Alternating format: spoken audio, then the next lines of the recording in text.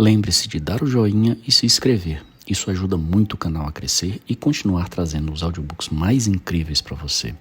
Seja muito bem-vindo e vamos nos deleitar com os sons da leitura. O fim do ilhéu. Nossa refeição foi alegre. Quando estava disposto, Holmes conversava maravilhosamente, e naquela noite estava muito disposto. Parecia estar numa grande excitação nervosa. Nunca o vira tão brilhante. Falou sobre vários assuntos em rápida sucessão: autos sacramentais, cerâmica medieval, violinos Stradivarius, o budismo no Ceilão e sobre os navios de guerra do futuro, tratando de cada um como se tivesse feito um estudo especial. Seu humor brilhante indicava a reação à depressão dos dias anteriores. Jones mostrou um temperamento sociável nas suas horas de lazer e tratou de jantar como um bom vivan. Eu me sentia feliz com a ideia de que estávamos perto do fim da nossa tarefa e apropriei-me um pouco da alegria de Holmes. Durante o jantar, nenhum de nós mencionou o caso que nos reunirá ali. Depois da refeição, Holmes olhou para o relógio e encheu 3 cálices de vinho do Porto, dizendo: um brinde ao sucesso da nossa expedição. E há muito que já devíamos ter saído. Tenho uma pistola, Watson. Tenho meu velho revólver de serviço na minha escrivaninha. É melhor levá-lo. Sempre é bom estar preparado. O cabriolé já está esperando. Pedi que viesse às 18h30. Quando chegamos ao cais de Westminster, um pouco depois das 7, a lancha já nos esperava. Holmes examine-way. Há alguma coisa que revele que é da polícia? A lanterna verde do lado. Então mande tirá-la. Feita a mudança, entramos e partimos. Sentamo-nous à popa. Havia um homem ao leme, um maquinista e 2 corpulentos agentes da polícia à frente. Para onde vamos? Pergunta Jones. Para a torre. Diga-lhes que parem em frente a Jacobson's Yard. A embarcação era realmente muito rápida. Passamos pelas filas de barcaças carregadas como se elas estivessem paradas. Holmes sorriu com satisfação quando alcançamos um barco a vapor e o ultrapassamos. Acho que somos capazes de pegar qualquer coisa no rio. Não digo tanto, mas poucas lanchas podem competir com esta. Temos que pegar a Aurora e ela tem fama de ser muito rápida. Vou contar-lhe o que aconteceu, Watson. Lembra-se de que eu estava aborrecido por me sentir tolhido por um obstáculo tão insignificante? Lembro. Pois bem, dei um descanso à minha mente mergulhando numa experiência química. Um dos nossos maiores estadistas disse que a melhor maneira de descansar era mudar de trabalho. E é mesmo. Quando consegui dissolver o hidrocarbono em que trabalhava, voltei ao problema de Sholto e pensei de novo sobre o caso. Os meus rapazes tinham subido e descido o rio sem resultado. A lancha não estava em nenhum desembarcadouro ou cais, nem tinha voltado. Mas dificilmente iriam afundá-la para apagar seus vestígios, mas ficava de pé a hipótese se todo o resto falhasse. Eu sabia que esse Small era astuto, mas não julgava capaz de uma ideia sutil. Essas ideias costumam resultar de uma educação apurada. Reflete que, como ele estava em Londres há algum tempo, já que temos prova de que mantinha vigilância constante sobre Pondicherry Lodge, dificilmente poderia sair do país de repente, mas precisaria de algum tempo, mesmo que fosse apenas um dia para organizar suas coisas. Era esta a probabilidade, de qualquer modo. O argumento me parece fraco, eu disse. Certamente ele preparou tudo antes de pôr mãos à obra. Não creio. O seu covil deve ser seguro demais para que se desfizesse dele antes de ter concluído o negócio. Mas há outra coisa. Jonathan Small deve ter compreendido que o aspecto peculiar do companheiro, por mais que o tenha vestido disfarçado, iria levantar suspeitas e possivelmente seria associado à tragédia de Norwood. Ele é bastante esperto para perceber isso. Saíram do esconderijo de noite, protegidos pela escuridão, e ele devia querer estar de volta antes de o dia clarear. Ora, eles foram buscar a lancha depois das 3 horas, conforme disse a Sra. Smith. Eles tinham pouco tempo, e o movimento ia começar dali a 1 hora, mais ou menos. Portanto, achei que não deviam ter ido para muito longe. Pagaram bem o silêncio de Smith, reservaram a lancha para o momento de fugir e correram para casa com o cofre. Em 2 noites tinham tempo de ver pelos jornais a direção que a polícia tomava, e, se houvesse alguma suspeita, aproveitariam a noite para Fugir e pegar algum navio em Gravesen ou em Down, onde sem dúvida já tinham comprado passagens para a América ou para as colônias. Mas e a lancha? Não podiam tê-la levado para casa. Exatamente. Compreendi que, apesar da sua invisibilidade, a lancha não podia estar longe. Imaginei-me no lugar de Small e pensei no que faria nesse caso. Ele provavelmente achou que mandar a lancha de volta ou guardá-la num cais seriam maneiras de facilitar a perseguição se a polícia estivesse na pista dele. Como poderia escondê-la e tê-la à mão quando precisasse? Então pensei no que eu faria se me visse numa situação dessas. Só havia um meio: levar a lancha a um estaleiro para mudar suas características. Poderia então voltar para o ancoradouro, onde ficaria realmente escondida e, ao mesmo tempo, à minha disposição em poucas horas. Parece simples. São exatamente essas coisas simples que costumam passar despercebidas. Decidi trabalhar nesse sentido. Parti naquele inofensivo traje de marinheiro e perguntei em todos os estaleiros rio abaixo, e nada consegui saber em 15. Mas, no 16º, no Jacobson, eu soube que a Aurora lhes fora entregue 2 dias antes por um homem de perna de pau, com as instruções sobre o leme. Não há nada errado com o leme, disse o mestre. Lá está ela com as suas listras vermelhas. Naquele instante, quem iria aparecer? Mordecai Smith, O'Donnell. Estava meio bêbado. Eu não conhecia, mas ele berrou seu nome e o da lancha, e disse que precisava dela às 20 horas em ponto. Não se esqueça, disse ele, porque tenho 2 cavalheiros que não podem ficar esperando. Ele tinha sido bem pago porque nadava em dinheiro, distribuindo xelins aos homens. Eu o segui por algum tempo, mas ele entrou num botequim. Então voltei ao estaleiro e, pegando no caminho um dos meus rapazes, deixei-o de sentinela vigiando a lancha. Ele está na beira do rio e acenará com o lenço quando eles saírem. Nós vamos ficar por aí no rio para agarrar os homens, tesouro e tudo. Você planejou tudo muito bem, sejam ou não os nossos homens, disse Jones. Mas, se o caso estivesse nas minhas mãos, eu deixaria um grupo de policiais no estaleiro Jacobson e prenderia todos eles quando chegassem. Isso não ocorreria nunca. Este Small é muito vivo. Mandará alguém na frente e, se houver alguma coisa suspeita, adiará a viagem para outra semana. Mas podia ter seguido Mordecai Smith, e assim descobriria o esconderijo. E teria perdido meu dia. Aposto 100 contra 1 como Smith não sabe onde eles estão. Enquanto ele tiver bebida e bom pagamento, por que faria perguntas? Eles mandam recados. Já pensei em todas as possibilidades, e esta é a melhor. Quando passamos diante do Centro Financeiro e Comercial de Londres, os últimos raios de sol douravam o alto da Catedral de Saint Paul. Quando chegamos à torre, o crepúsculo deixava a cidade na penumbra. Lá está Jacobson's Yard, disse Holmes, apontando para um local cheio de mastros e apetrechos de navio para os lados do Surrey. Vamos cruzar devagarzinho por aqui, encobertos por estas filas de barcaças. Tirou do bolso um binóculo e ficou observando a margem por algum tempo. Estou vendo a minha sentinela no seu posto, mas não há sinal do lenço, observou. Se descêssemos um pouco o rio e esperássemos por eles, sugeriu Jones, ansioso. Nesse momento estávamos todos ansiosos, até os policiais e os tripulantes, que tinham uma ideia muito vaga do que estava para acontecer. Não temos o direito de achar que a vitória está garantida, respondeu Holmes. É quase certo, 10 contra 1, que eles descerão o rio, mas quem poderá garantir? Daqui nós vemos a entrada do estaleiro e eles não poderão nos ver. A noite será clara e cheia de luzes. Devemos ficar onde estamos. Veja como as pessoas se amontoam em torno do cercado. Estão saindo do trabalho no estaleiro. Gentinha suja, mas todos eles têm em si uma centelha imortal. Ao olhar para eles, ninguém diria isso. Estranho enigma é o homem. Há quem diga que é uma alma escondida num animal, comentei.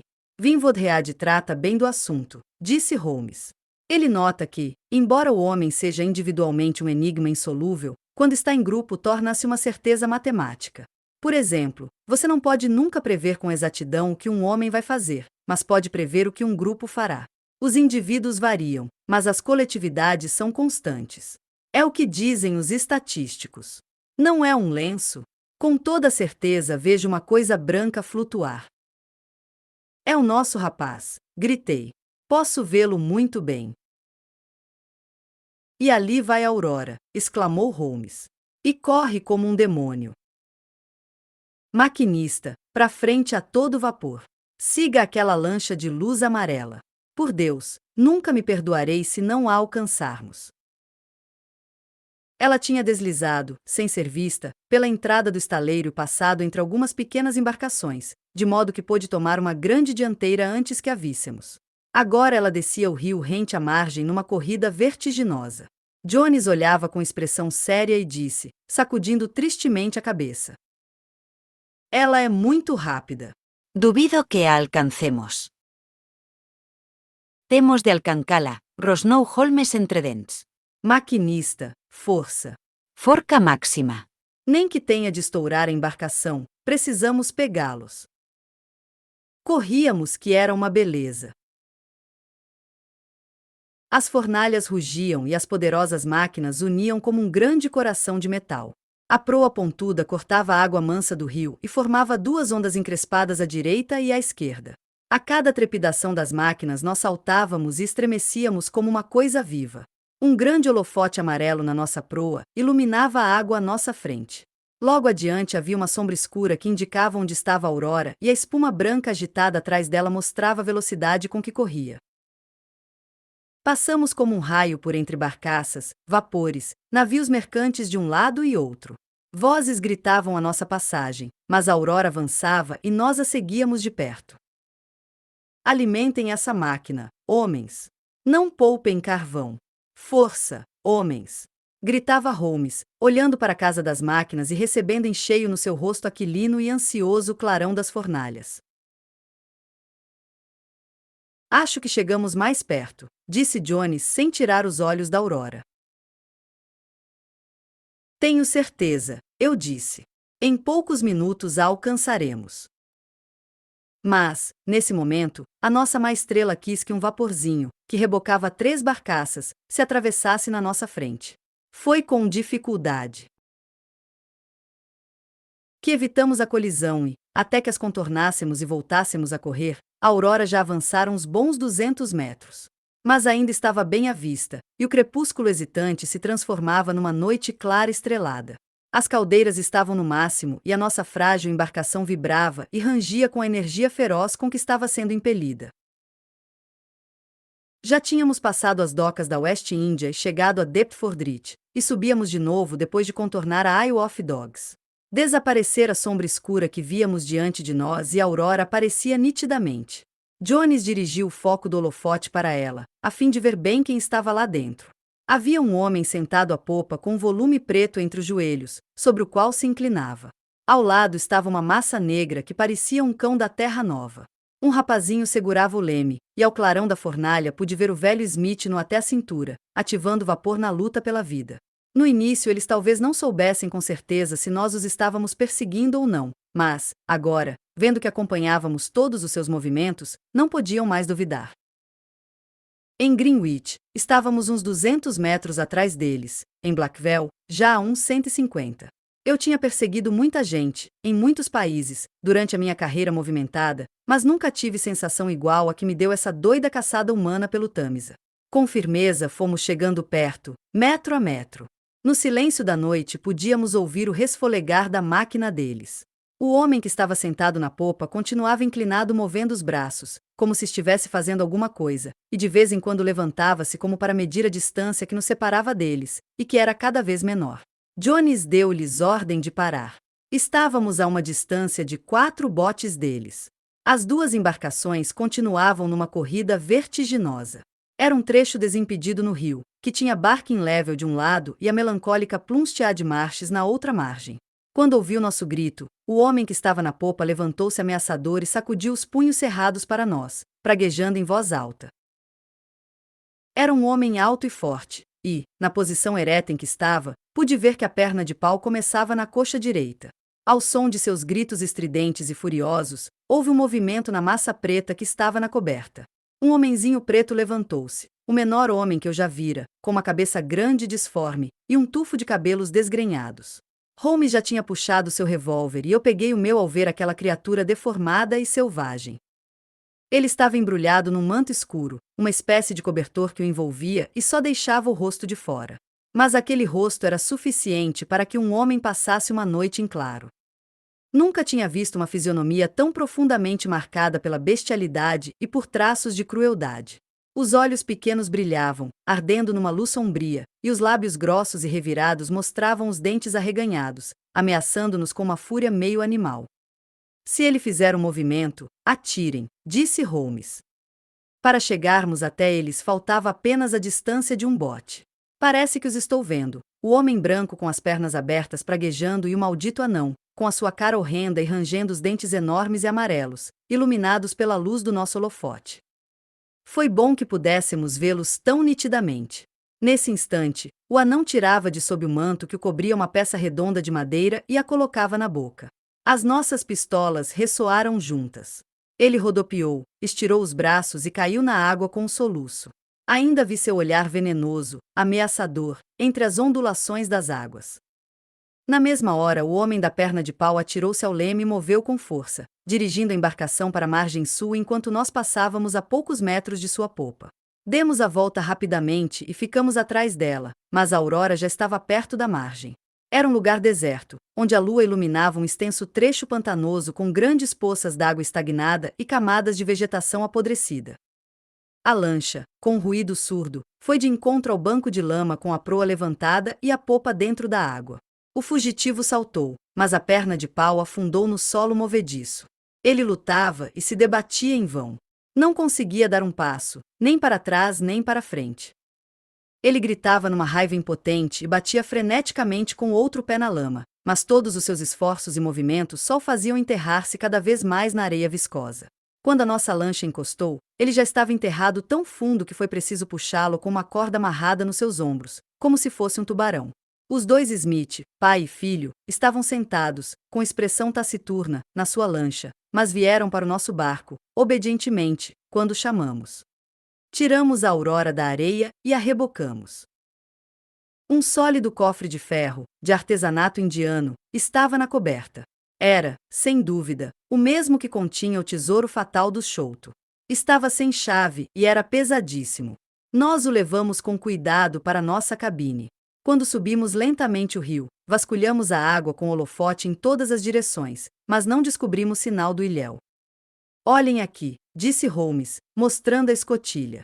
Se não tivéssemos atirado depressa com os revólveres, ali, exatamente atrás do lugar onde ficávamos, estava cravado um daqueles dardos assassinos que nós conhecíamos bem. Ele deve ter passado entre nós no momento em que atiramos. Holmes sorriu e sacudiu os ombros com a sua habitual indiferença, mas eu confesso que fiquei aterrado só de pensar na morte horrível que passará tão perto de nós naquela noite. 11. O fabuloso tesouro de Agra. Nosso prisioneiro estava sentado na cabine diante da caixa de ferro que lhe dera tanto trabalho e que ele esperara tanto para conseguir. Era um sujeito muito queimado de sol, de olhos atrevidos, com o rosto cor de mogno marcado por uma rede de linhas e rugas, que indicavam uma vida dura ao ar livre. Havia uma singular proeminência do seu queixo barbudo, indicando um homem que não desiste facilmente dos seus objetivos. Devia ter mais ou menos 50 anos, porque o cabelo preto encaracolado já estava entremeado de fios brancos. A sua fisionomia, quando estava relaxada, não era repulsiva, embora as sobrancelhas grossas e o queixo agressivo lhe dessem, no momento da raiva, uma expressão terrível. Estava sentado agora com as mãos algemadas no colo, a cabeça inclinada sobre o peito, olhando para a caixa que fora a causa de todos os seus crimes. Pareceu-me que na sua atitude contida havia mais tristeza do que raiva. No momento em que olhou para mim, vi nos seus olhos um brilho que parecia de troça. Então, Jonathan Small, lamento que tenhamos chegado a este ponto, disse Holmes, acendendo um charuto. Eu também, respondeu com franqueza. Não creio que possa me livrar desta embrulhada. Juro-lhe, pela Bíblia, que nunca levantei a mão contra Chouto. Foi aquele cão do inferno, o Tonga, que lhe atirou um dardo envenenado. Eu não tive nada com isso. Senti tanto como se fosse um parente. Eu ainda procurei deter o demônio puxando a corda, mas não dava para desfazer o que já estava feito. Pegue um charuto, disse Holmes. E é melhor tomar um gole, pois você está muito molhado. Como você podia esperar que um homem tão pequeno e fraco pudesse dominar o Sr. Sholto enquanto você subia pela corda? Parece que o senhor viu tudo. A verdade é que eu esperava encontrar o quarto vazio. Conhecia bem os hábitos da casa, e era hora de o Sr. Sholto descer para cear. Não tenho necessidade de guardar segredo. Só posso defender-me dizendo a verdade. Se fosse o velho major, eu teria matado sem piedade. Eu o esfaquearia com a mesma despreocupação com que fumo este charuto. Mas estava escrito que eu tinha de esbarrar neste Sholto filho, com quem nunca tive nenhuma desavença. Você está sob as ordens do Sr. Athelney Jones, da Scotland Yard. Ele vai levá-lo até a minha casa, onde me contará tudo exatamente como aconteceu. Deve falar com toda clareza, porque, se o fizer, talvez eu possa ser útil a você. Acho que posso provar que o veneno agiu com tamanha rapidez que, quando você entrou no quarto, o homem já estava morto. E foi isso mesmo. Nunca tive na minha vida um choque igual, no momento em que o vi com os dentes arreganhados e a cabeça caída sobre o ombro, quando entrei pela janela. Aquilo me abalou muito. Acho que eu teria matado Tonga se ele não tivesse fugido. Foi por isso que ele deixou lá o bastão e os dardos, o que ajudou a pôr vocês na nossa pista. O que não sei é como conseguiram nos descobrir. Não sinto animosidade em relação aos senhores por causa disso. Mas é bem curioso que eu, que podia reivindicar $500.000, tenha gastado metade da minha vida construindo um quebra-mar nas Andamãs e provavelmente passe a outra metade cavando esgotos em Dartmoor, disse ele com um sorriso amargo. Maldito dia em que encontrei o negociante Ashema e fiquei sabendo da existência do tesouro de Agra, que só tem trazido maldições aos que o possuem. Trouxe a morte para ele, medo e culpa para o Major Sholto e, para mim, escravidão pela vida inteira. Jones enfiou a cabeça e os ombros na cabine e observou. Uma festa em família.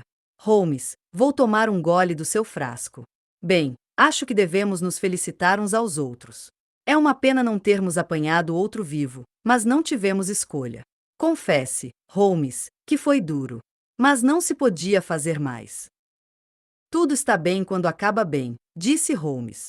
Mas eu não sabia que a Aurora corria tanto. Smith diz que é uma das lanchas mais rápidas do rio e que se ele tivesse outro homem para ajudá-lo, jamais o pegaríamos. Ele jura que não sabia nada do negócio de Norwood. Não sabia mesmo. Nem uma palavra, exclamou nosso prisioneiro. Escolhi a lancha dele porque soube que era rápida. Não lhe dissemos nada, pagamos bem e ele ia receber uma bela quantia se tivéssemos chegado ao Esmeralda, em Gravesend, que vai para o Brasil. Se ele não procedeu mal, nada de mal acontecerá com ele. Embora sejamos rápidos na captura de quem procuramos, não temos a mesma rapidez em condená-los. Era divertido notar como o vaidoso Jones já começava a assumir ares de importância na captura. Pelo ligeiro sorriso que brincava nos lábios de Sherlock, via-se que o discurso não fora desperdiçado. Vamos primeiro a Vauxhall Bridge, onde o Dr. Watson desembarcará com o cofre, disse Jones. Não preciso dizer-lhe que assumo uma grande responsabilidade consentindo isso. É extremamente irregular, mas trato é trato. Mas sou obrigado, por força do dever, a mandar um inspetor para acompanhá-lo, já que está com uma carga tão valiosa. É uma pena que não tenhamos a chave para fazermos primeiro o inventário. Teremos de arrombá-lo. Onde está a chave, homem? No fundo do rio, disse Small secamente. Não precisava nos dar esse trabalho desnecessário. Você já nos deu trabalho suficiente. Não preciso recomendar-lhe o máximo de cuidado, doutor. Volte a Baker Street com o cofre. Você nos encontrará lá, a caminho da delegacia. Deixarão-me em Vauxhall com um pesado cofre, acompanhado por um agente mal-humorado e mal-educado. Um quarto de hora depois eu estava na casa da senhora Cecil Forrester. A criada pareceu surpresa com uma visita tão tarde. A senhora Forrester tinha saído e ainda não voltará. Mas a Sorta Morstan estava na sala, então fui até a sala com o cofre nos braços, deixando o prestativo inspetor no cabriolé. A Sorta Morstan estava sentada perto da janela aberta, com um vestido branco de um tecido diáfano, levíssimo, com um leve toque de vermelho no pescoço e na cintura.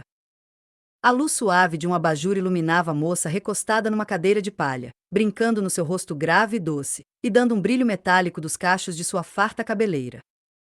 Um braço alvo pendia ao lado da cadeira, e a sua postura mostrava a melancolia que a envolvia. Mas, ao ouvir os meus passos, levantou-se rapidamente, corando de surpresa e prazer. Ouvi um cabriolé chegar e parar, mas pensei que fosse a senhora Forrester que tivesse voltado mais cedo.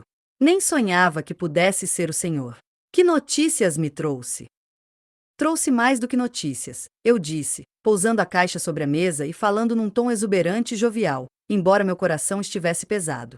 Trouxe-lhe uma coisa que vale todas as notícias do mundo. Trouxe-lhe uma fortuna. Então é este o cofre? Ela perguntou friamente, olhando a caixa de ferro.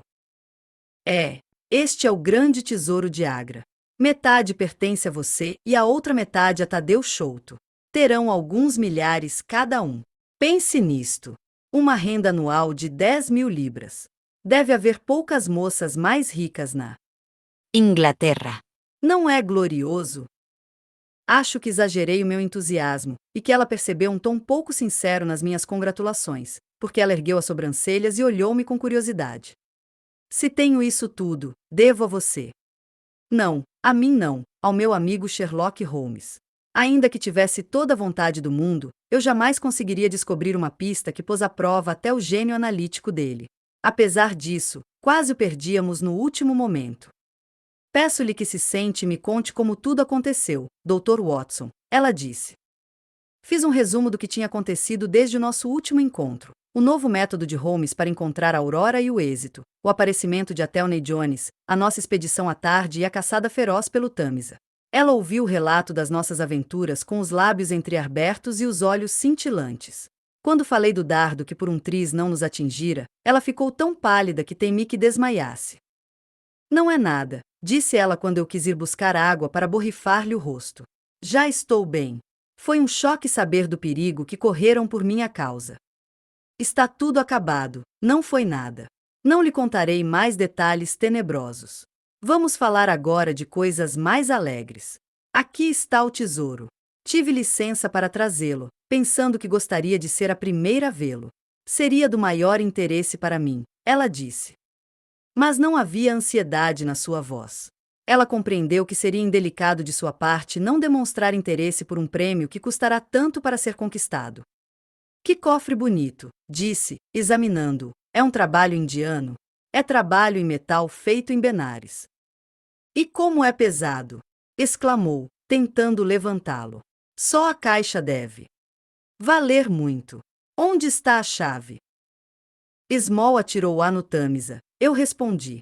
Dê-me o atiçador do fogão. Na frente da caixa havia uma imagem de Buda sentado. Enfiei por baixo da figura a ponta do ferro e levantei a tampa. A fechadura partiu-se com um estrondo. Com as mãos tremendo, ergui a tampa. Ficamos atonitos. O cofre estava vazio. Não admirava que fosse pesado.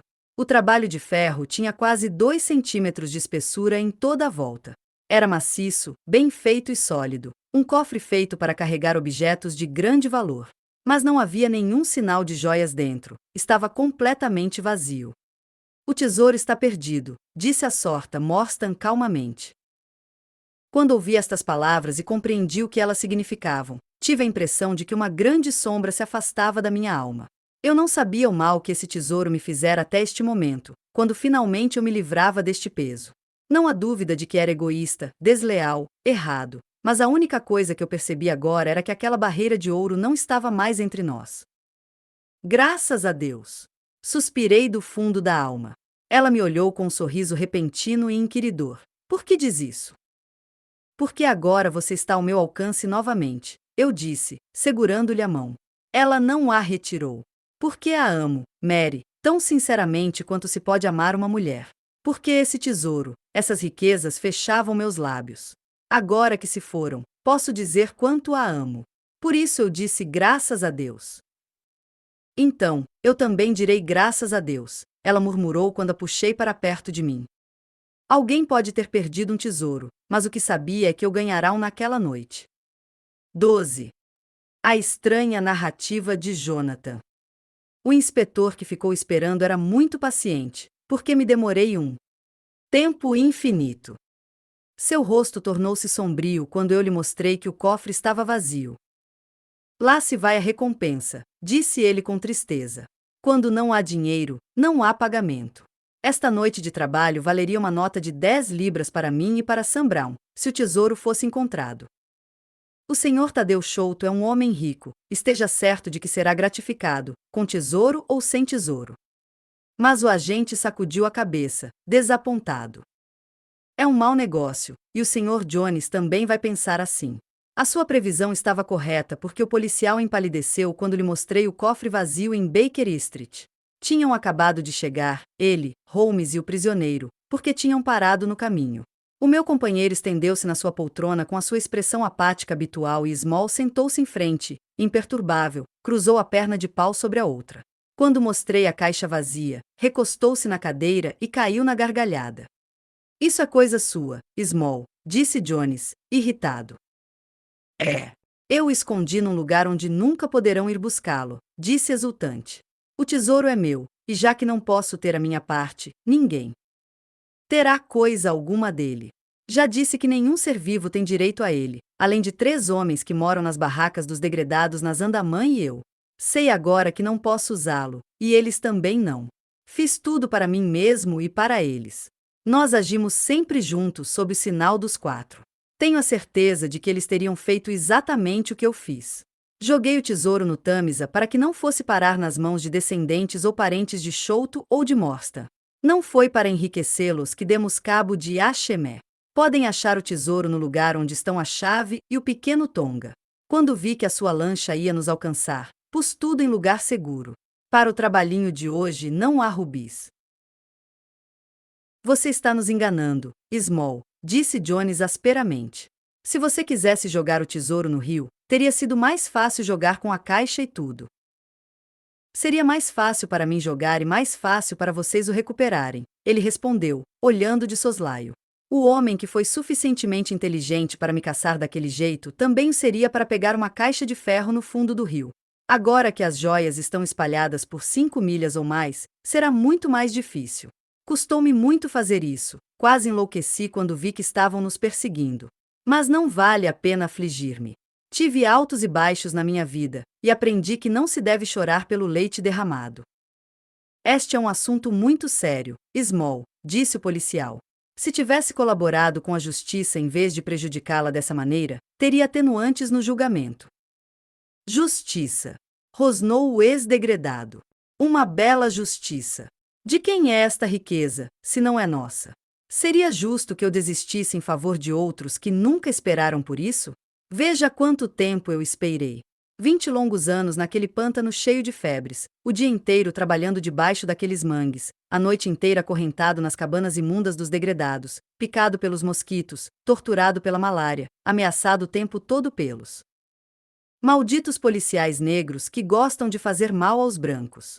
Foi assim que eu vivi esperando a posse do meu tesouro, e vem o senhor me falar de justiça, porque acho insuportável a ideia de que paguei este preço para outros o desfrutarem. Preferiria ser atingido por um dos dardos de Tonga do que viver numa cela de condenado, sabendo que outro homem está num palácio desfrutando o dinheiro que deveria ser meu. Small tinha deixado cair a máscara de estoicismo e tudo isso saiu num turbilhão de palavras enquanto seus olhos queimavam e as algemas batiam com o movimento febril das mãos. Compreendi, ao ver a fúria e a paixão do homem, que o terror do major, ao saber que o degredado ludibriado estava na sua pista, não fora exagerado nem injustificado. Você se esquece de que não sabemos nada desta história, disse Holmes tranquilamente. Ainda não ouvimos a sua história e não podemos avaliar até que ponto a justiça inicialmente estava do seu lado. O senhor me fala sempre com muita gentileza, embora seja ao senhor que eu devo agradecer estes braceletes que estão nos meus pulsos. Mas não guardo ressentimento por isso. É tudo justo e feito abertamente. Se quer ouvir a minha história, eu não pretendo escondê-la. Tudo o que eu disser é a pura verdade, como Deus manda que se diga. E ficarei muito agradecido se puser um copo perto de mim para molhar os beiços quando ficar com sede. Sou de Worcestershire, nascido perto de Pershore. Acho que ainda vai encontrar um grupo de Saus morando por lá, se os procurar. Pensei muitas vezes em ir dar uma olhada por lá, mas o certo é que nunca fui muito benquisto na família e duvido que a minha visita lhes desse prazer. São todos gente séria que vai à missa, pequenos agricultores, conhecidos e respeitados na terra, enquanto eu sempre fui um tanto vadio. Mas, quando estava com 18 anos, deixei de lhes dar trabalho porque me meti numa embrulhada com uma moça, de que só pude me livrar alistando-me como soldado e juntando-me ao terceiro bufos que estava indo para a Índia. Mas eu não estava destinado a ser soldado por muito tempo.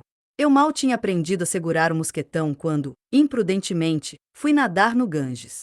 Por sorte, o sargento John Holder, da minha companhia, estava lá na mesma hora. Ele era um dos melhores nadadores da tropa. Um crocodilo veio na minha direção quando estava bem no meio do rio e arrancou minha perna direita com a mesma eficácia com que o faria um bom cirurgião, bem acima do joelho. Com o susto e o sangue que perdi, desmaiei e teria morrido afogado se Holder não me agarrasse e me levasse para a margem. Fiquei 5 meses no hospital por causa disto, e quando finalmente pude sair com esta perna de pau presa à minha coxa, estava inválido para o exército e incapacitado para exercer qualquer atividade que exigisse movimento. Como podem imaginar, eu estava completamente sem sorte nessa época, um aleijado e inútil, embora ainda não tivesse 20 anos.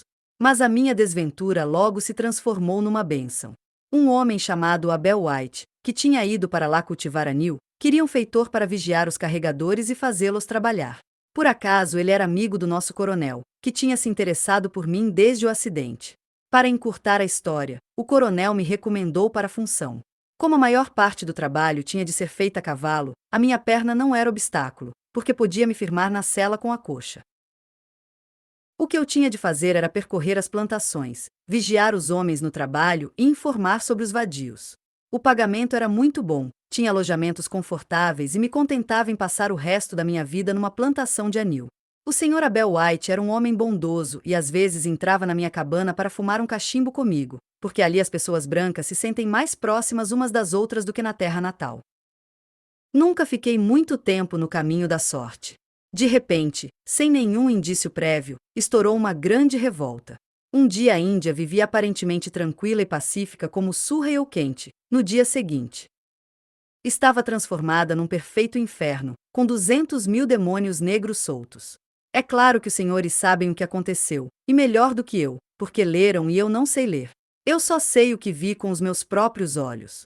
A nossa plantação era num lugar chamado Mutra, perto da divisa das províncias do Noroeste. Todas as noites eram iluminadas pelos incêndios nos bangalos e todos os dias passavam pelas nossas propriedades grupos de europeus com mulheres e filhos para Agra, onde ficavam mais perto das tropas. O Sr. Abel White era teimoso. Meteu na cabeça que tinham exagerado a dimensão do caso e que a revolta acabaria tão subitamente como tinha começado, e lá ficava ele sentado na varanda, bebendo uísque e fumando charutos, enquanto o país pegava fogo em volta.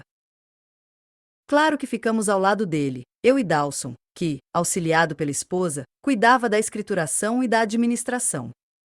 Bem, um belo dia a coisa estourou em casa. Eu tinha passado o dia numa plantação distante e voltava para casa devagar, à tardinha, quando vi de repente uma coisa confusa no fundo de um precipício, onde corria um regato. Fui até lá para ver o que era e senti o coração gelado quando descobri que era a esposa de Dawson cortada em tiras e meio devorada por chacais e hienas. Um pouco mais adiante estava o próprio Dawson de bruços, morto, com um revólver descarregado na mão, com 4 soldados indo os mortos uns sobre os outros diante dele. Puxei as rédeas do cavalo, perguntando a mim mesmo para que lado eu deveria ir. Mas nesse instante vi nuvens negras de fumaça saindo do bangalô de Abel White, e as chamas que começavam a irromper pelo telhado. Eu sabia que não poderia ajudar o meu patrão e que com certeza seria massacrado.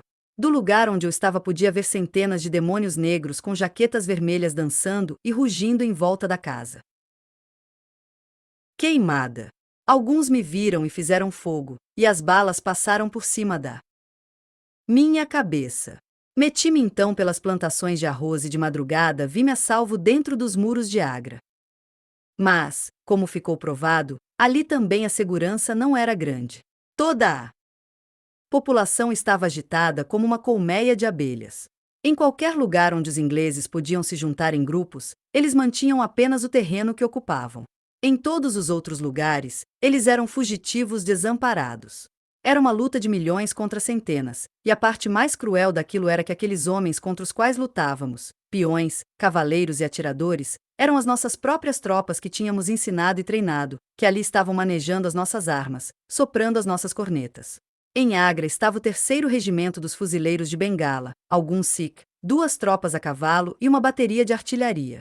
Um corpo de voluntários de empregados e negociantes tinha sido organizado, e eu juntei-me a eles com perna de pau e tudo.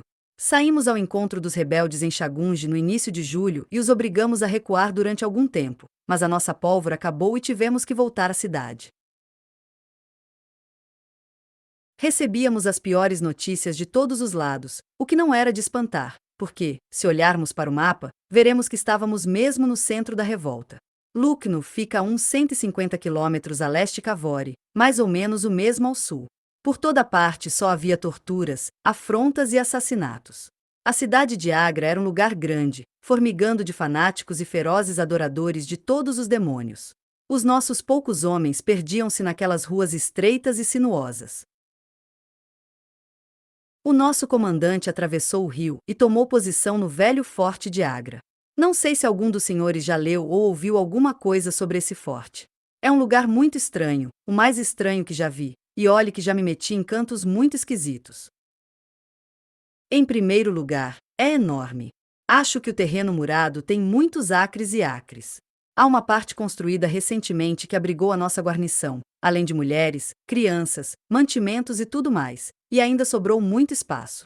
Mas essa parte não é nada se comparada ao tamanho da antiga, onde ninguém vai e que está abandonada aos escorpiões e bichos de toda espécie. Tem enormes salas desertas, corredores sinuosos, compridos lá dentro, de modo que as pessoas podem se perder facilmente ali. É por isso que raramente alguém entra lá. Mas, de vez em quando, um grupo com tochas ia até lá para exploração. O rio banha a frente do forte e assim o protege, mas dos lados e atrás existem muitas entradas que precisavam ser vigiadas, tanto no forte antigo como no novo, onde estavam aquarteladas as nossas tropas. Tinham pouca gente, uma quantidade de homens que mal dava para vigiar os cantos dos prédios e para usar os rifles. Portanto, era impossível manter uma guarda eficiente em cada um dos inúmeros portões. O que fizemos foi organizar uma casa de guarda central no meio do forte e deixar cada portão sob a responsabilidade de um branco e de 2 ou 3 nativos. Eu tinha sido escolhido para fazer sentinela durante certas horas da noite numa porta isolada no lado sudoeste do prédio. 2 Sikh estavam sob meu comando e eu tinha a ordem de atirar a menor suspeita, para que viesse logo um auxílio da guarda central. Mas, como a guarda ficava a uns 200 passos de distância e ainda havia entre nós um labirinto de passagens e corredores, eu duvidava que chegassem a tempo de fazer alguma coisa em caso de ataque. Eu estava muito orgulhoso de ter esse pequeno comando, já que eu era um recruta inexperiente, além do mais, aleijado. Durante 2 noites fiquei de sentinela com os meus 2 hindus. Eram altos, rapagões de aparência feroz, Mahomet Singh e Abdullah Khan, ambos guerreiros experientes que tinham pegado em armas contra nós em Chilianvalarra. Falavam inglês razoavelmente bem, mas pouca coisa conseguia arrancar deles. Preferiam ficar juntos e bater papo a noite inteira no seu estranho dialeto Sikh. Eu costumava ficar do lado de fora do portão olhando o rio largo e sinuoso lá embaixo e as luzes trêmulas da grande cidade. O rufar dos tambores, o ruído dos tantãs hindus e os gritos dos rebeldes, bêbados de ópio e fumo, eram suficientes para lembrar-nos durante a noite inteira dos perigosos vizinhos do outro lado do rio. De 2 em 2 horas, o oficial de serviço costumava fazer a ronda dos postos para ver se estava tudo bem. A 3ª noite de sentinela estava escura e suja, com uma chuva miúda impertinente. Era muito maçante ficar em pé no portão horas e horas num tempo daqueles. Tentei várias vezes fazer os Sikh falarem, mas sem muito sucesso. Às 2 horas as rondas passaram e quebraram por um momento a monotonia da noite. Vendo que os meus companheiros não queriam conversa, peguei o meu cachimbo e pousei o mosquete para acender um fósforo. Num instante fui subjugado pelos 2 Sikh. Um deles pegou a minha arma e apontou-a para minha cabeça enquanto o outro encostou um punhal na minha garganta e jurou entre dentes que o enterraria se eu desse um passo. O meu primeiro pensamento foi que eles estavam combinados com os rebeldes e que aquilo era o início de um assalto. Se a porta caísse nas mãos dos soldados hindus, o local teria de se render e as mulheres e crianças seriam tratadas como em Kavori. Talvez os senhores estejam pensando que quero me justificar, mas dou-lhes a minha palavra de que quando pensei nisso, mesmo sentindo na garganta a ponta do punhal, abri a boca para gritar e chamar a guarda, ainda que aquele fosse o último som que me saísse da garganta. O homem que me segurava parece que adivinhou meu pensamento, porque, mesmo enquanto eu tentava me livrar dele, murmurou: "Não faça nenhum barulho. O forte está bastante seguro. Não há cães rebeldes deste lado do rio." Suas palavras pareciam sinceras, e eu sabia que, se levantasse a voz, eu seria um homem morto. Portanto, esperei em silêncio para saber o que eles queriam de mim. "Escute, Saab", disse o mais alto e feroz, o que se chamava Abdullah Khan. "Ou você se torna um dos nossos agora ou tem de ser silenciado para sempre. O negócio é grande demais para que hesitemos. Ou você passa para o nosso lado, de corpo e alma, jurando pela cruz dos cristãos, ou seu corpo esta noite vai ser jogado no fosso e nós passaremos por cima dele para nos juntarmos aos nossos irmãos do exército rebelde. Não há meio termo. Escolha, viver ou morrer. Só podemos dar-lhe mais 3 minutos para decidir, porque o tempo está passando e tudo tem de ser feito antes que a ronda passe de novo." Como puxo decidir? Perguntei. "Vocês não disseram o que querem de mim.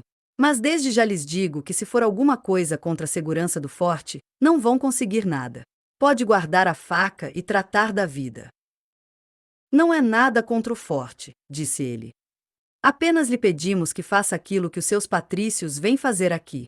Queremos torná-lo rico. Se quiser ser um dos nossos esta noite, nós lhe juramos, pela faca nua e pelo triplo juramento que nenhum Sikh pode quebrar, que você terá um belo quinhão na partilha.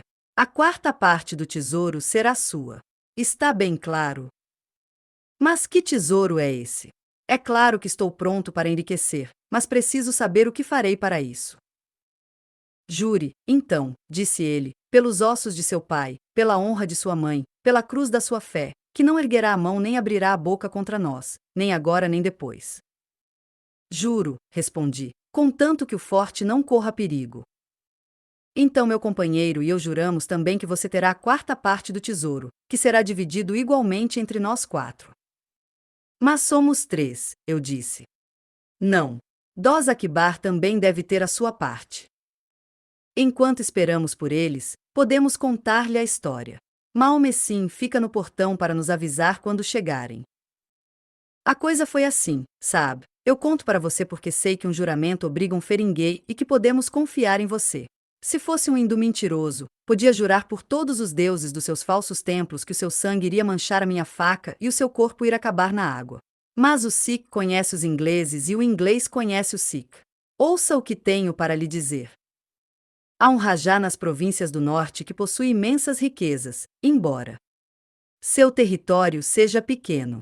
Herdou muita coisa do pai e tem conseguido juntar ainda mais.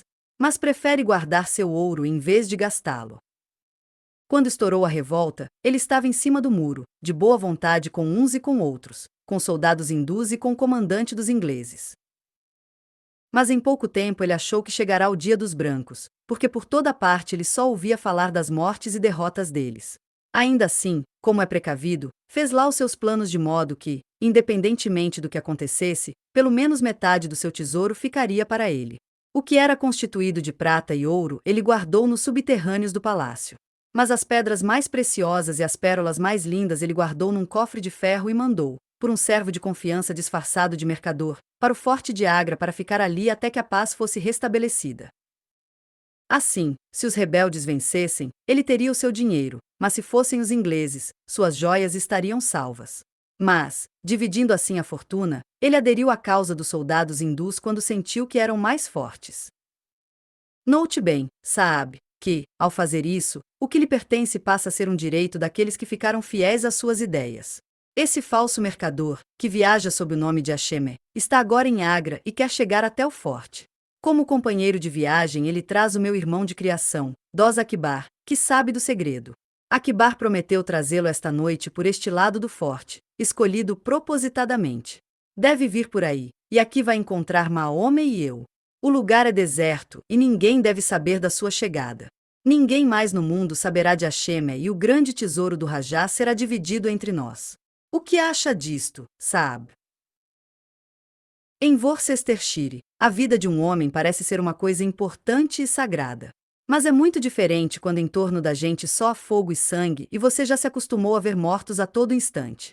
Que a Shemé vivesse ou morresse era indiferente para mim, como a luz ou o ar. Mas, ao ouvir falar do tesouro, meu coração bateu forte, e pensei no que faria com ele. Na minha terra, e como a minha gente ficaria estarrecida quando visse o vagabundo voltar com os bolsos cheios de moedas de ouro. Eu já tinha decidido. Mas Abdullah, pensando que eu hesitava, falou de novo. Lembre, Saab, que se este homem for apanhado pelo comandante, será enforcado ou fuzilado, e as joias irão para o governo, e ninguém terá uma rupia. As joias ficarão tão bem conosco como nos cofres do Estado. Há o suficiente para nos enriquecer e fazer de nós chefes poderosos. Ninguém saberá de nada porque aqui estamos afastados de todos. Diga novamente, Saab, se devemos considerá-lo um dos nossos ou se devemos encará-lo como nosso inimigo. Estarei com vocês de corpo e alma. Está bem, ele respondeu, devolvendo-me a arma. Bem vê que confiamos em você, porque a sua palavra, como a nossa, não pode ser quebrada. Agora, só precisamos esperar meu irmão e o mercador. O seu irmão sabe dessas intenções? Perguntei. O plano é dele. Foi ele quem pensou em tudo. Agora vamos para a porta e dividimos a vigilância com Maomé. A chuva continuava, porque era o começo da estação das chuvas. Nuvens pesadas e escuras cruzavam o céu, e pouco se podia ver. Havia um fosso profundo bem diante da nossa porta, mas em alguns lugares a água quase secara e era fácil atravessá-lo. Parecia-me estranho estar ali com aqueles 2 indianos selvagens esperando um homem que caminhava confiante para a morte. De repente percebi o brilho de uma lanterna encoberta do outro lado do fosso, que desapareceu atrás das trincheiras e depois apareceu de novo, vindo lentamente na nossa direção. Aí estão eles, exclamei. Deu alerta, Saab, como de costume, murmurou Abdullah. Não devem desconfiar. Mande-nos entrar com eles e nós faremos o resto enquanto você fica aqui de sentinela. Prepare a lanterna para reconhecê-lo e verificar que é realmente o homem. A luz movia-se sempre, ora parando, ora avançando, até que vimos no fosso 2 figuras escuras. Deixei que descessem a ribanceira, patinhassem no atoleiro e subissem até a metade do caminho antes de gritar o alerta. Quem vem lá? Eu disse num tom meio baixo. Amigos, foi a resposta. Levantei a lanterna e projetei a luz sobre eles. O primeiro era um sikh enorme com uma barba preta que ia até a cintura. A não ser em exposição, nunca vi homem daquela altura. O outro era um sujeito baixo, gordo, redondo, com um grande turbante amarelo e um embrulho na mão coberto com chale. Parecia tremer de medo, porque as mãos se agitavam como se ele estivesse com malária e virava a cabeça para a esquerda e para a direita, com os olhinhos brilhantes piscando como um rato quando se arrisca a sair do seu buraco. Fiquei arrepiado ao pensar que iam matá-lo, mas lembrei-me do tesouro e o meu coração ficou duro como uma pedra. Quando ele viu que eu era branco, deu um gritinho de alegria e veio correndo na minha direção. Imploro a sua proteção, Saab, a sua proteção para o infeliz mercador Ashemé. Atravessei toda a Rajotana em busca de abrigo no forte de Agra. Fui roubado, espancado e enganado por ser amigo da companhia. Bendita seja esta noite em que mais uma vez consigo segurança para mim e para minhas poucas posses. O que tem nesse embrulho? Eu perguntei. Uma caixa de ferro com umas lembranças de família, que não tem valor para as outras pessoas, mas que eu lamentaria perder. Mas não sou um mendigo e eu recompensarei, Saab, e ao seu governador também, se quiserem dar-me a proteção que imploro. Eu não conseguiria me conter se falasse mais tempo com o homem. Quanto mais olhava para sua cara gorda assustada, mais difícil me parecia assassiná-lo a sangue frio. Era melhor acabar com aquilo. Levem-no à casa da guarda, eu disse. Os 2 Sikh ficaram ao lado dele e o gigante foi andando atrás, e entraram pelo portão escuro. Nunca vi ninguém caminhar para a morte tão calmamente. Fiquei no portão com a lanterna. Eu podia ouvir os passos ressoando pelos corredores desertos. De repente, os passos cessaram e ouvi vozes, ruído de luta e de pancadas. Pouco depois ouvi, aterrorizado, o barulho de uma correria vindo na minha direção e a respiração ofegante de um homem que corria. Virei a minha lanterna para a passagem e vi o homem gordo correndo como vento, com a cara ensanguentada, e atrás dele, saltando como um tigre, o Sikh grande de barba preta, com uma faca reluzindo nas mãos. Nunca tinha visto alguém correr tanto como aquele homenzinho. Ele estava quase escapando do Sikh e eu vi que se conseguisse passar por mim e chegar do lado de fora, ele fugiria. Senti que meu coração amolecia outra vez de piedade, mas novamente a lembrança do tesouro voltou a endurecê-lo. Quando ele passou correndo por mim, meti-lhe o rifle entre as pernas e ele rolou como um coelho abatido. Antes que pudesse levantar-se, o Sikh estava sobre ele e enterrava a faca 2 vezes no coração. O homem não deu um gemido nem moveu um músculo. Ficou onde caíra. Talvez tivesse quebrado o pescoço na queda. Os senhores veem que estou cumprindo a minha promessa. O que estou contando a vocês foi o que aconteceu, palavra por palavra, mesmo que seja contra mim. Small parou e estendeu as mãos algemadas para pegar o uísque com água que Holmes tinha preparado para ele. Eu estava horrorizado com o homem, não só pelo caso tenebroso que ele narrava, como também pelo cinismo e petulância com que o fazia. Qualquer que fosse o castigo que o aguardasse, eu sabia que ele nunca teria minha benevolência. Sherlock e Jones estavam sentados com as mãos nos joelhos, profundamente interessados na história, mas as suas fisionomias revelavam o mesmo horror. Small deve ter notado, porque daí em diante eu percebi um tom de desconfiança na sua voz, e sua atitude também mudou. Foi tudo muito ruim, não há dúvida, continuou ele. Mas eu queria saber quem no meu lugar recusaria uma parte de um tesouro, sabendo que essa recusa significaria uma facada no pescoço. Além do mais, era minha vida ou a dele.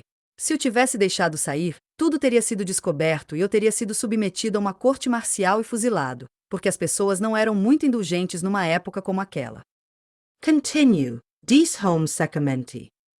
Nós 3 o carregamos. Ele era muito pesado, apesar de ser baixo. Mahomé ficou de guarda na porta. Nós o levamos para um lugar previamente preparado pelo Sikh. Era um pouco distante, com uma passagem sinuosa que levava a um salão vazio com as paredes em ruínas. O chão tinha afundado num canto, formando uma sepultura natural. Atiramos o corpo ali, cobrimos com tijolos soltos e quebrados e voltamos em busca do tesouro. Ele estava onde o homem o deixará cair quando for atacado pela primeira vez. É a mesma caixa que está aí sobre a mesa. Tinha uma chave pendurada num cordão de seda.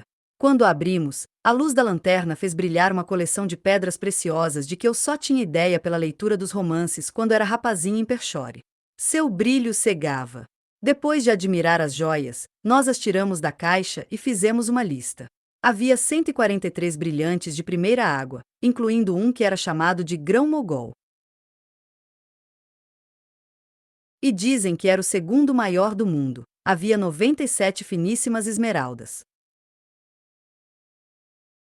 170 rubis, alguns pequenos, 40 diamantes, 210 safiras, 61 ágatas e uma grande quantidade de ônix óleo de gato, turquesas e outras pedras, cujos nomes eu sem sabia. Além disso, havia quase 300 pérolas finíssimas, 12 das quais montadas numa pequena coroa. Aliás, não encontrei essas pérolas no cofre quando o recuperei.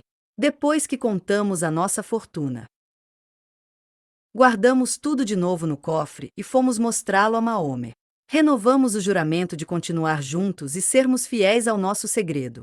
Concordamos em esconder o cofre num lugar seguro até que o país ficasse em paz novamente, e então dividi-lo igualmente entre nós. Achamos inútil dividir naquela hora, porque, se pedras tão valiosas fossem encontradas em nosso poder, provocariam suspeita. Além disso, não havia lugar no forte para guardar tudo aquilo. Levamos o cofre para o mesmo salão onde tínhamos deixado o cadáver e ali, sob alguns tijolos da parede mais bem conservada, fizemos um buraco e guardamos o tesouro. Marcamos com atenção o lugar e no dia seguinte fiz 4 mapas, um para cada um, com o sinal dos 4 no fim, porque tínhamos jurado agir sempre unidos para que nenhum ficasse prejudicado. Foi este juramento que, com a mão no coração, garanto nunca ter quebrado. Não vale a pena contar aos senhores sobre a revolta. Depois que Wilson tomou Delhi e Sir Colin libertou Lucknow, o resto aconteceu depressa. Chegaram novas tropas e Nana Sahib desapareceu na fronteira. Um destacamento de atiradores foi para Agra e expulsou os pandis. Parecia que o país ia se pacificando e nós 4 começávamos a ver se aproximar a hora em que poderíamos dar o fora com nosso tesouro em segurança. Mas, quando menos esperávamos, fomos presos pelo assassinato de Ashemé. Foi assim, quando Rajá entregou as joias a Ashemé, sabia que ele era um homem de toda confiança, mas como as pessoas no Oriente são muito desconfiadas, o Rajá destacou um segundo servo ainda mais fiel para vigiar o primeiro. O segundo homem tinha a ordem de não perder Asheme de vista, e seguiu-o como uma sombra. Naquela noite, ele o viu entrar por aquele portão sob a minha guarda. Pensou que ele tivesse se refugiado no forte e entrou também no dia seguinte, mas não conseguiu descobrir nenhum vestígio de Asheme. Achou aquilo tão estranho que falou sobre isso com o sargento, que o repetiu ao comandante. Foi feita uma busca completa e descobriram um cadáver. Assim, quando pensávamos estar seguros, fomos presos e julgados por assassinato. Nós três porque éramos as sentinelas de guarda no portão naquela noite, e o quarto porque souberam que estava junto com a vítima. Não foi dita nenhuma palavra a respeito das joias durante o julgamento porque o Rajá havia sido deposto e fora expulso da Índia. Ninguém se interessava mais por ele. Mas o assassinato foi esclarecido e os 4 dados como coniventes no crime. Os 3 Sikh foram condenados a trabalhos forçados perpétuos, enquanto eu fui condenado à morte, mas depois minha pena foi comutada e passou a ser igual à dos meus camaradas. A situação em que ficamos era singular, os 4 amarrados por uma perna, com muito poucas possibilidades de sair, embora cada um de nós tivesse um segredo que nos permitiria viver num palácio se pudéssemos utilizá-lo. Era desesperador ter de sofrer as provocações e maldades de qualquer burocrata insignificante, comer arroz e beber água, com uma fortuna fantástica esperando do lado de fora. Não sei como não enlouqueci. Mas sempre fui teimoso e por isso me submeti e fui aguentando e esperando uma oportunidade. Finalmente, ela parecia ter chegado. Fui transferido de Agra para Madras, e de lá para Blair Island, nas Andamãs. Há muito poucos degredados brancos nesta guarnição, e, como desde o início me comportei bem, em pouco tempo passei a gozar de certos privilégios. Deram-me uma cabana em Hope Town, que é um lugarejo na encosta de Mount Arrie, e muita liberdade. Era um lugar terrível, um foco de febres, em torno do qual viviam os canibais, sempre prontos a lançar uns dardos envenenados contra nós quando viam uma oportunidade. Tínhamos de cavar fossos, plantar inhame e fazer mais uma dúzia de coisas, e com isso ficávamos ocupados o dia inteiro, mas no fim da tarde tínhamos um pouco de tempo livre. Entre outras coisas, aprendi a preparar remédios com um médico e absorvi um pouco dos conhecimentos dele. O tempo todo eu procurava uma oportunidade de fugir, mas o lugar ficava a centenas de quilômetros e quase não havia vento naqueles mares, de modo que era dificílimo sair de lá. O médico, Dr. Somerton, era um rapaz divertido e os outros oficiais, jovens como ele, reuniam-se no alojamento dele à tarde para jogar cartas. O gabinete onde eu costumava preparar os remédios ficava contíguo à sala dele, separado apenas por uma pequena janela. Quando me sentia muito só, ia para lá, apagava a luz e ficava ali vendo-os jogar e ouvindo a conversa. Eu gosto muito de jogo, e ver outros jogarem já era para mim um prazer. Havia o Major Sholto, o Capitão Morstan e o Tenente Brown, que comandavam as tropas nativas, além do médico e de 2 ou 3 empregados da prisão, que se divertiam num jogo bom, astuto, mas inofensivo. Uma coisa logo me deixou impressionado. Os civis sempre ganhavam, enquanto os militares perdiam. Eu não estou dizendo que havia alguma coisa errada, mas era isso que acontecia.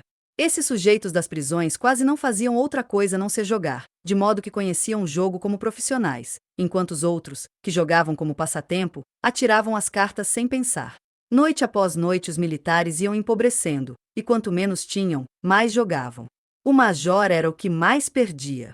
A princípio pagava em notas e ouro, mas em pouco tempo o ouro foi escasseando e ele passou a pagar somas grandes em notas de pequeno valor. Às vezes ganhava um pouco e criava ânimo, mas depois a sorte mudava e ele perdia ainda mais. Seu humor piorava a cada dia, e ele começou a beber mais do que lhe convinha. Uma noite perdeu muito mais do que habitualmente.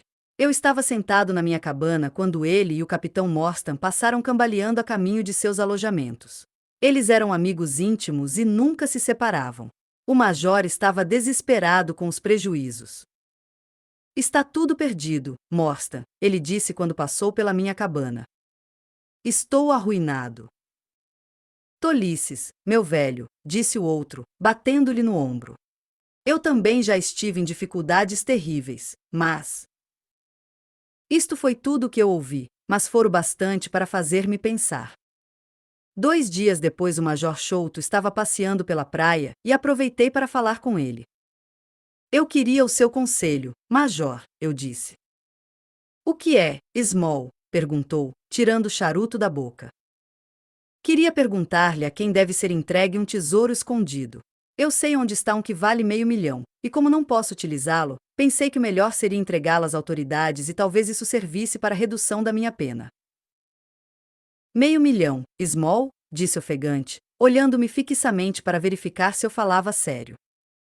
Exatamente, senhor, em joias e pérolas. Ele está lá esperando que alguém ponha a mão nele. E o interessante é que o dono é um fora da lei e não pode reclamar a propriedade, de modo que pertence a quem o achar. Ao governo, Small, ele suspirou, pertence ao governo. Mas falou isto de uma maneira indecisa e intimamente eu sabia que tinha despertado seu interesse. Então acha que devo dar a informação ao governador-geral? Perguntei com toda a calma. Bem, não vá fazer nada com precipitação para não se arrepender. Preciso primeiro saber de tudo, Small. Conte-me o que aconteceu. Contei-lhe a história toda com pequenas alterações para que ele não identificasse os lugares. Quando acabei, ele ficou absorto nos seus pensamentos. Pelo tremor dos seus lábios eu via que estava sendo travada uma luta interior. Isto é um caso grave, Small, disse por fim. Não deve falar sobre isto a ninguém, e conversaremos em breve. 2 noites mais tarde, ele e o seu amigo Morstan vieram à minha cabana já alta noite com uma lanterna. Eu quero que o capitão Morstan ouça a história diretamente de você, Small. Repetiu o que já contará. Parece verdade, não acha? Pode haver confiança. O capitão Morstan fez um sinal afirmativo. Bem, Small, disse o major.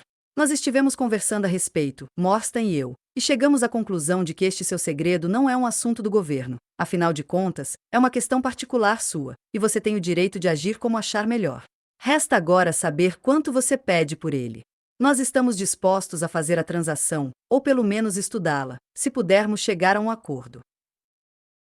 Ele tentava falar de maneira fria e desinteressada, mas seus olhos brilhavam de cobiça e excitação.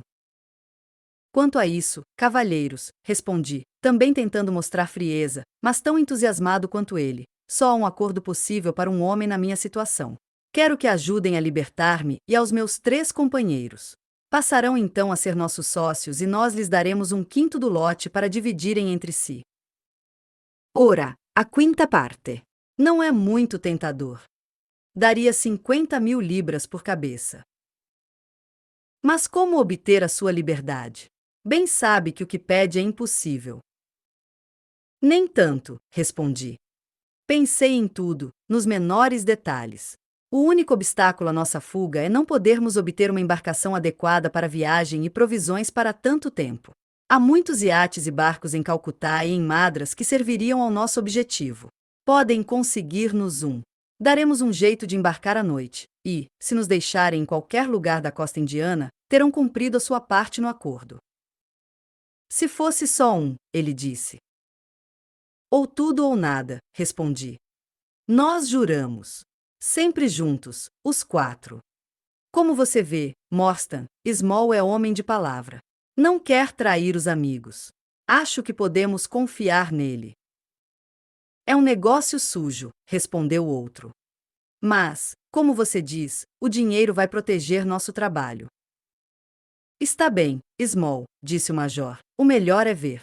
Em primeiro lugar, naturalmente, precisamos verificar a veracidade da história. Diga-me onde o cofre está escondido e conseguirei uma licença para ir à Índia no navio deste mês verificar tudo. Mais devagar, eu disse, esfriando à medida que ele se entusiasmava. Primeiro preciso do consentimento dos meus 3 camaradas. Já lhe disse que tem de ser assim, ou para os 4 ou para nenhum. Que absurdo! O que esses 3 negros têm a ver com o nosso acordo? Pretos ou azuis, eu disse, são meus sócios e continuarão sendo. Acabamos combinando um segundo encontro, do qual participaram Maomessim, Abdullah Khan e Dost Akbar. Discutimos novamente o assunto e por fim chegamos a um acordo.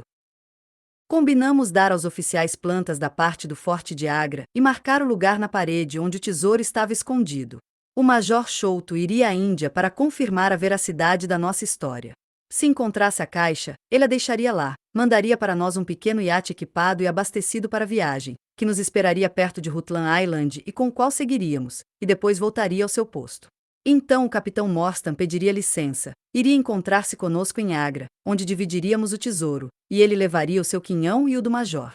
Tudo isto foi selado com os juramentos mais solenes que a mente podia imaginar e os lábios podiam pronunciar. Passei a noite toda fazendo as 2 plantas, que ficaram prontas de manhã e foram assinadas com o sinal dos 4.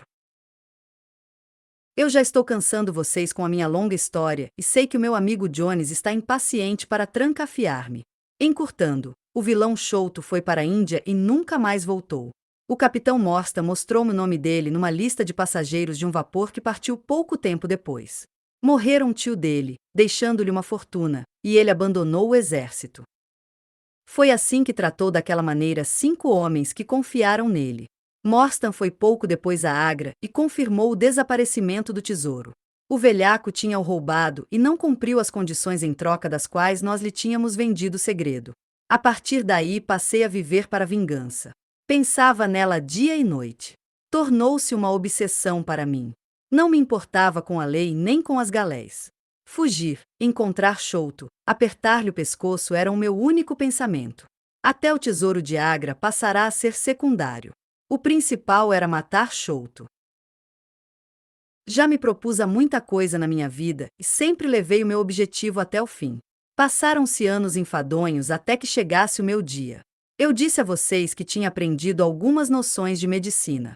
Um dia, o Dr. Somerton ficou de cama, com febre, e o nativo foi agarrado na floresta por um bando de forçados. Estava morte e tinha fugido para um lugar isolado, a fim de morrer tranquilo.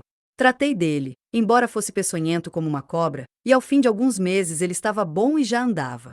Ele desenvolveu uma espécie de afeição por mim. Não tinha vontade de voltar às suas florestas e ficava sempre rondando a minha cabana.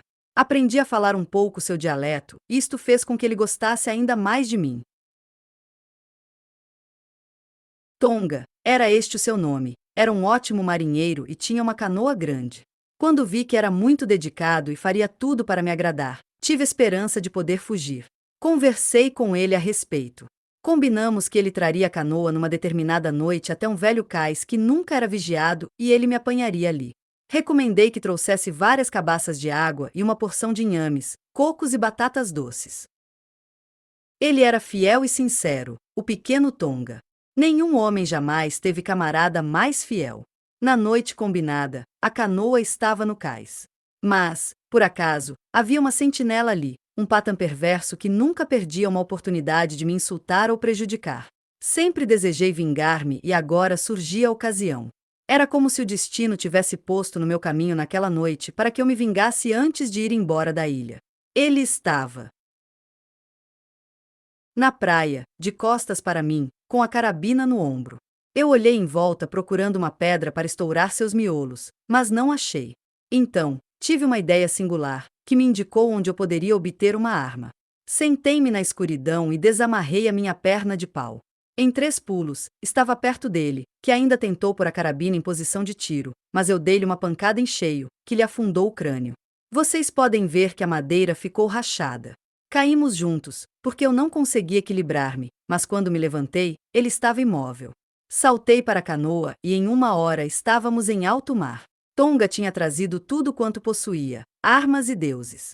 Entre outras coisas, tinha um arpão comprido de bambu e algumas esteiras de cocô de Andamã, que usei para fazer uma espécie de vela. Durante 10 dias ficamos vagando, confiando na sorte, e no 11º fomos recolhidos por um navio mercante que ia de Singapura para Jeddah, levando Peregrinos Malays. Era um grupo singular e em pouco tempo fizemos camaradagem com eles. Tinham uma grande qualidade, deixavam-nos à vontade e não faziam perguntas. Se eu fosse contar todas as minhas aventuras e incidentes de viagem, ficaríamos aqui até de manhã. Andamos de um lado para o outro, e sempre acontecia alguma coisa que nos afastava de Londres. Mas nunca deixei de pensar no meu objetivo. Chegava a sonhar com Chouto. 1000 vezes o matei em sonho. Finalmente, há uns 4 anos, chegamos à Inglaterra. Não foi difícil descobrir onde ele morava e tratei de saber se ele tinha vendido o tesouro ou se ainda o conservava.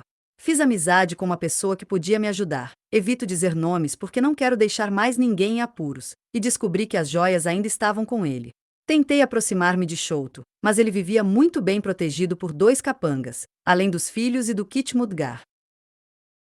Mas um dia eu soube que ele estava à morte. Corri imediatamente para o jardim, com medo de que ele morresse com o seu segredo. Olhei pela janela e o vi na cama, com os filhos ao seu lado. Eu teria entrado pronto para lutar com os 3, mas quando olhei para ele, o queixo estava caído e vi que tinha morrido.